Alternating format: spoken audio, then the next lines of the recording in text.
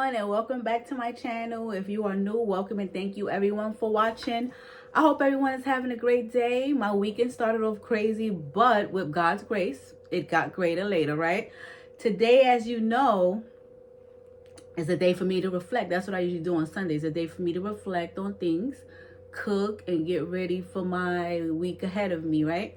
A way to stay sane, right? Because my week is usually just crazy, right? Like I don't even have time to myself sometimes, so this is my time to myself, right? So I'm gonna cook the meat and potatoes for you today too. Not only just cooking in my house, I'm gonna cook it for you guys too, right? As I do every week. I'm specifically talking to future owners today, right? And guys, today I'm going to tell you how to start your application process to open up your residential care home or assisted living facility, right? This information I'll give you, just a note, this information I'll give you is not just for those, for a residential care home and assisted living facility.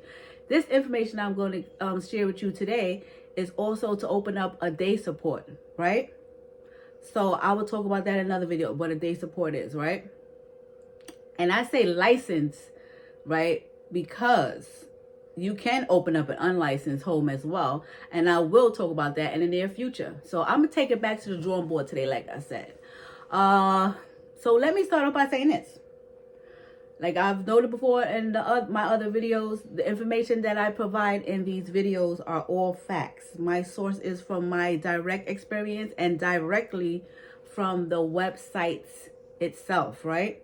For these services and the state and everything like that. So first things first, you must have an LLC or any other entity, like a sole proprietorship, right? I said that right, because that word always was one of those words. So that's to name a few. So when you go to irs.gov, you will see the different type of entities you can choose from. However, today I'm going to base the following as if you had an LLC, right? Because there's different type of entities you will list to start the application process. And it's a little, they tweak it a little bit for different specific entities. But today I'm going to do LLC, right? That's the most simple one for now, right? So in order to open your entity, you will have to go irs.gov website. The steps are pretty self-explanatory. There is no fee, right? Once you complete that process, they will generate your EIN, which is your employee identification number, right? And all businesses have that. That's for your LLC. They will generate that, right? Now, once you have your LLC, you'll go to the Department of Social Services website for your state, of course, right?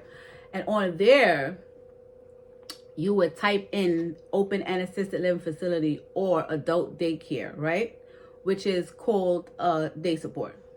Right? It says adult daycare, but it's called, in this field, we call it a day support. Some people call it, some people may call it that, but hey, I don't like the way it sounds, the adult daycare thing. It sounds, I don't know. I like day support. So I will talk about that in the near future as well, right? So, but okay, so let's continue. When you get to assisted living on that website, when you get to assisted living, so remember, you're going to open an assisted living, right? On the Department of Social Service website. When you get there, you will go to assisted living website. You'll click initial application. Make sure that's what it says, initial application. Once you click on there, you will follow the steps from there. They are pretty simple. Believe me, it's super, super simple, right? These are the things that you need to open up assisted living. I'm going to list the things. They have it on the website. Everything is clear, right? These are the things that you need to open an assisted living or an adult daycare center, residential care home, like I said for all those three, right? So you need 3 references for each person that will be opening the business, right? So if it's 10 people, each person will need 3 references, right? They cannot be blood relatives, right? It has to be like, from another business. It could be, I think it could be friend. I'm not sure, but they cannot be blood relatives. Like I said, all the things that I'm stating is all on this website. But I'm just trying to help you guys, so people are visual learners, right? So a credit reference this is the second thing you need.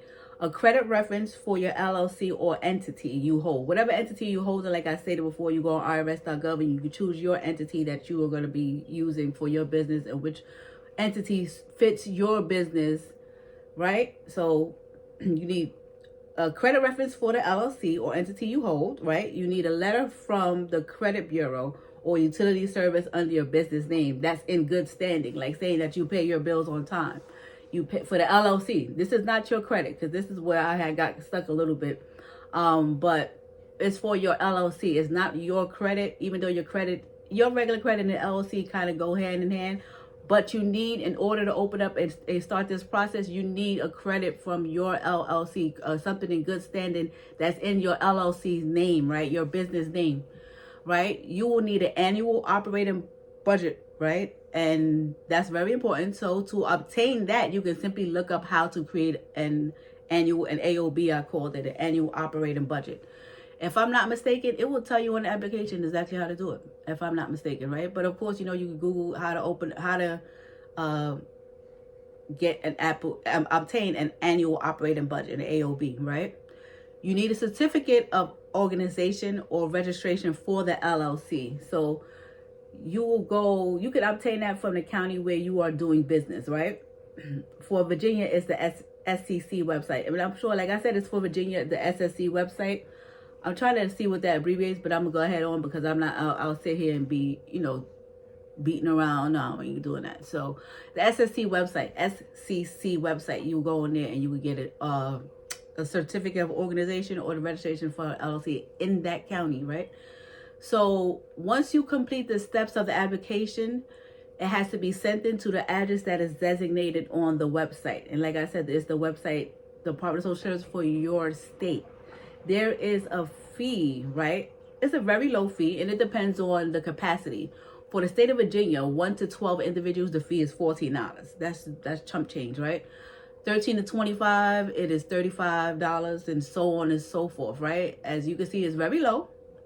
The more individuals that occupy your home or facility, the higher the application fees, right? Guess what, though? I could do you one better.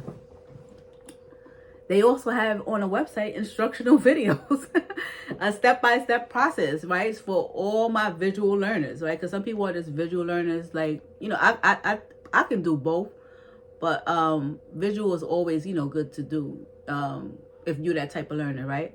So I know Texas has one, right? Texas has one. I forgot the abbreviation for it. I think it's something like TULA or something like that. And I'm sure each state has it now, right? But let's stay on the state of Virginia. Theirs is VELA. It's abbreviated VELA, right? I say VELA, right?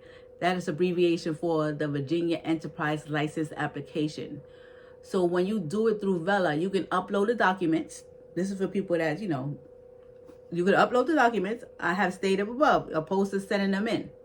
You can upload the documents, because some people like to go the traditional way. You can upload the documents opposed to sending them via mail. You can pay the application fee and start your process on there.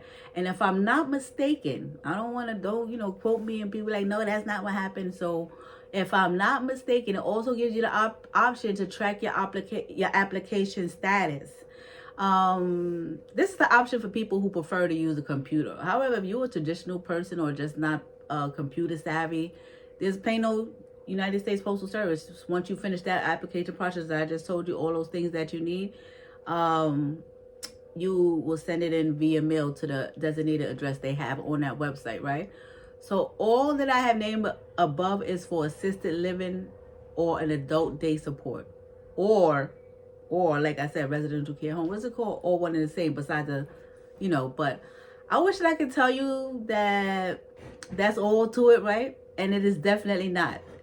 That is just the starting process. And like I said, I was going to solely speak on that today, right? Because if I don't, I'll be going all around and everywhere else. So like I said, I'm going to solely speak on that today. And the process is simple as it can be. It's a simple process. Everything I name is simple. And like I said, if you go on your state's website for Department of Social Services, it'll explain to you in more detail how to do this, right? That's what it will do, right? So I will stay on the initial process only in this video because number one, I like to keep my videos short, right? Number two, I don't want to confuse anything, so I'll do it in increments, right? And number three, I like to give people time to process because I know how life gets hectic. I know mine is. Mine is extremely hectic. So I know how life gets hectic. So I like to give people time to process. Once I tell them that step right there, and then once they complete that step, go on to the next one. Because sometimes, life is just crazy sometimes. I know mine is. So with that being said, I basically will be freestyling with while you future owners start your application process, right? I will revisit the application process soon, right? In my upcoming videos. Kind of like a what's next video. You know what I'm saying? That's what I'll be doing next. Like, oh, what's next after the application process, right? Because that's important. Next week, I'm going to get into mandated reporting. I said I was going to talk about that.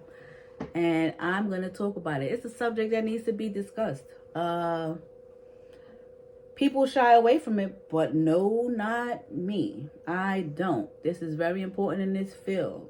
Very important in this field. Very important for staff, families. You want your loved one in a place where they are safe. Mandated reporting is something that I'm going to talk about, and it's extremely imperative, right? So while you are starting your application process, feel free to email me at serenelivingnow@outlook.com.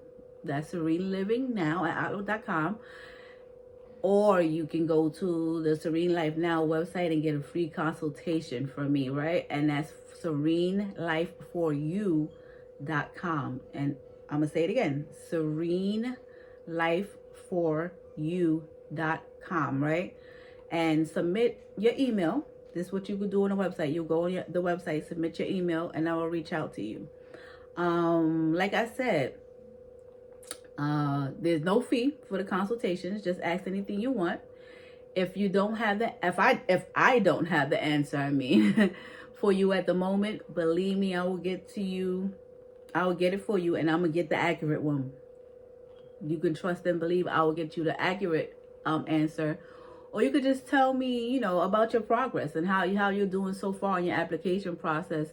And I could give you some insights, anything simple like that. But go on serenelife4you.com, submit your email, and, press enter, of course.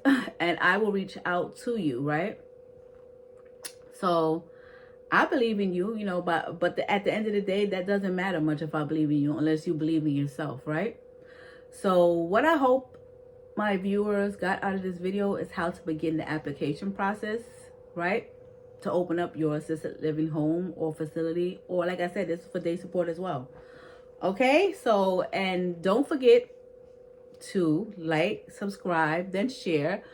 And I hope everyone enjoys the rest of their day. Stay blessed, and I believe in you. Okay, until next time. Thank you.